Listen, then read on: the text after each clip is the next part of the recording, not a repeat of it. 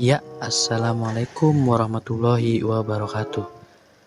Berpergian dengan menggunakan layanan kereta api Indonesia adalah hal yang sangat wajar bagi masyarakat tentunya di Pulau Jawa ataupun Pulau Sumatera. Ya. Namun, sebelum berpergian menggunakan layanan mode transportasi tersebut, kalian harus tahu beberapa hal atau aturan-aturan yang diharuskan kita untuk mematuhinya sebelum kita melakukan perjalanan. Kenapa? Karena jangan sampai ketika kita sudah membeli tiket, kemudian kita malah gagal berangkat. Apa aja sih peraturan terbaru pemerintah untuk menggunakan jasa layanan transportasi domestik di tanggal 8 Maret tahun 2022? Yang pertama adalah penumpang atau calon penumpang wajib melampirkan sertifikat vaksinasi minimal dosis yang pertama, atau ketika kita masuk Peduli Lindungi, di situ kita statusnya sudah berwarna kuning. Ingat, dosis yang pertama. Bagaimana jika kita tidak diperbolehkan mengikuti program vaksinasi dikarenakan kita memiliki penyakit?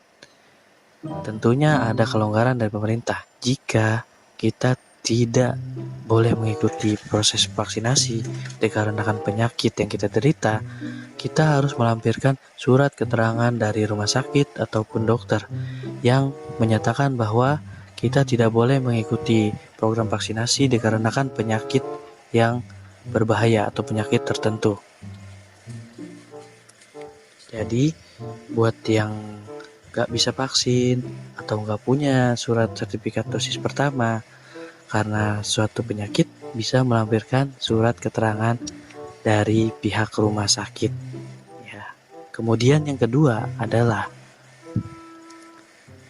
penumpang wajib melampirkan surat hasil tes swab antigen COVID-19 yang berlaku 1x24 jam.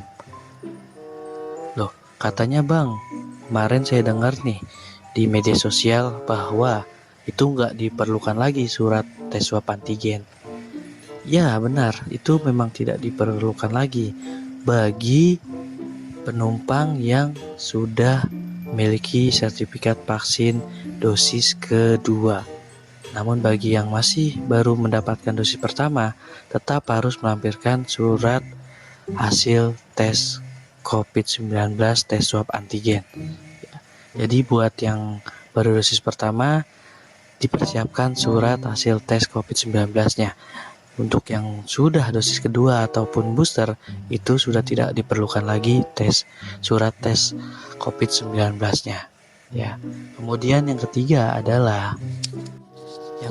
adalah penumpang anak-anak yang usianya di bawah 6 tahun sudah diperbolehkan mengikuti perjalanan menggunakan layanan kereta api Indonesia secara domestik dengan syarat harus didampingi oleh orang tuanya dan mengikuti protokol kesehatan yang berlaku. Kemudian yang keempat adalah penumpang dalam kondisi yang sehat, atau di sini standar dari pemerintah yaitu suhu badan di bawah 37,3 derajat Celcius. Jika Anda mau berpergian kemudian suhu badan Anda di atas 37,3 derajat Celcius, maka tidak diperbolehkan melanjutkan perjalanan atau bisa kita bilang dengan gagal verifikasi. Kemudian penumpang yang hendak melakukan perjalanan itu disarankan atau diharapkan menggunakan pakaian yang memiliki lengan panjang, baik itu jaket, sweater, ataupun kemeja yang berlengan panjang. Dan penumpang yang melakukan perjalanan selama di perjalanan atau di dalam kereta api itu harus diwajibkan memakai masker atau face shield untuk mencegah penyebaran virus COVID-19. Kemudian penumpang dilarang makan dan minum selama perjalanan. Bagi penumpang yang melakukan perjalanannya kurang dari 2 jam, misalkan dari Jakarta ke Cikampek atau Jakarta ke Karawang, itu kurang dari 2 jam, di situ tidak diperbolehkan makan dan minum selama perjalanan. Namun jika yang perjalanannya melebihi dari 2 jam itu diperbolehkan ya.